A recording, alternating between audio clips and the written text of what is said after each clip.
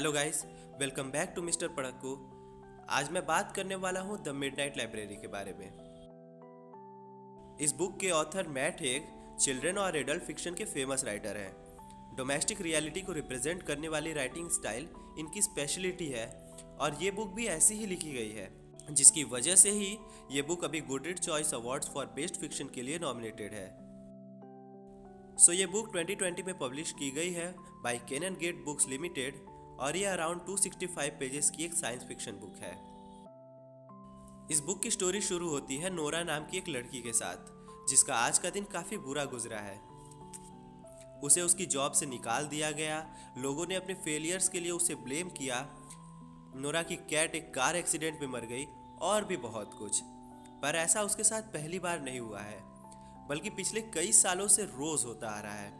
सारे लोग किसी भी बड़ी या छोटी इंसिडेंट्स के लिए उसे ही ब्लेम करते हैं। वो अपनी लाइफ से काफ़ी परेशान हो चुकी है, सो वो अपनी लाइफ को एंड करने का डिसीजन लेती है और सुसाइड अटेम्प्ट करती है। पर जब वो कॉन्शियस होती है तो वो खुद को एक लाइब्रेरी के बाहर पाती है, जिसकी क्लॉक में मिडनाइट का टाइम शो हो रहा था। चाहे जितनी भी देर हो, पर उस क्लॉक का टाइम उतना ही था और यहीं से इस बुक को द मिडनाइट लाइब्रेरी का नाम मिला है।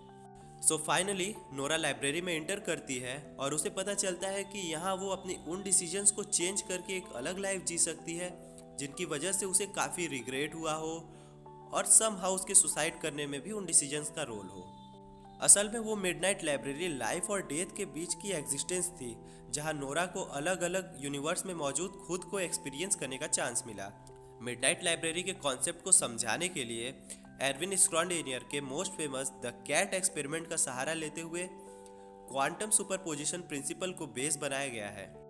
और स्टोरी का सीन ऐसा बनता है कि क्वांटम सुपरपोजिशन को भी समझना काफ़ी आसान हो जाता है। लाइफ्स के बीच में स्विच करने के साथ ही नोरा हर बार कुछ नया सीखती है। किसी लाइफ में वो बेस्ट स्विमर थी, तो किसी लाइफ में वर्ल्ड फेमस रॉक स्टार, कभी ग्लेशियोलॉजिस्ट, कभी फिलोसोफर, कभी वाइफ जैसी ढेरों लाइफ्स उसने देखी। पर हर लाइफ में उसे कुछ ऐसा मिलता जो उसे फिर से एक बार लूजर जैसा फील देती थी और वो वापस खुद को मिडनाइट लाइब्रेरी में पाती है। क्या नोरा वो लाइफ पा सकेगी जिसकी उसे तलाश है? और अगर हाँ, तो कैसी होगी नोरा की परफेक्ट लाइफ जिसको वो सबसे ज़्यादा एंजॉय करे? यही इस बुक की स्टोरी है। इस बुक की मेन कैरेक्टर नोरा एक फिलॉसफी ग्रेजुएट है। इस बुक में कहीं कहीं हमें फिलॉसफी के फैक्ट्स भी देखने को मिलते हैं और साइंस और फिलॉसफी के कॉन्सेप्ट्स को काफ़ी अच्छी तरीके से मिलाया गया है, जो कम वर्ड्स में काफ़ी यूजफुल बातें बताते हैं। इस बुक में कुछ सीन्स या बैक स्टोरीज को इतना हाईली एक्सप्लेन किया गया है कि जितनी उसे ज़रूरत भी नहीं थी। अपार्ट फ्रॉम दैट, मुझे नहीं लगता कि इस बुक में और भी कोई निगेटिव पॉइंट्स हैं। इस बुक की राइटिंग स्टाइल नॉर्मल है, जिसे मॉडरेट रीडर्स इजी फ्लो में पढ़ सकते हैं। पर अगर आप एक बिगनर हैं तो हो सकता है कि कुछ वर्ड्स आपके लिए स्पीड ब्रेकर बने। मेरे अकॉर्डिंग ये एक अच्छी एंड मस्ट रीड बुक है, जो लाइफ को एंजॉय करने एंड लाइफ के बैड पॉइंट्स को फेस करने के लिए मोटिवेट करती है।